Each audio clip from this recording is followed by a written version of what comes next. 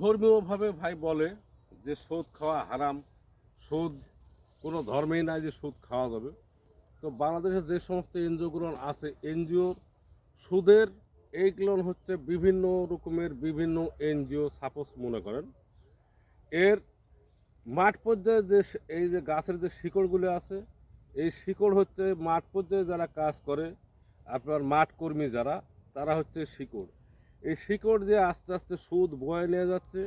উপরে যে সমস্ত লোকগুলো বসবাস করে তারা বিভিন্ন রকমের মনে করেন ইয়াতে কি বলে এসির বাতাস খেয়ে থাকে, এসির বাতাসে চলাফেরা করে। তাদের কাছে সুদের কোনো বাতাস যে ধরে না।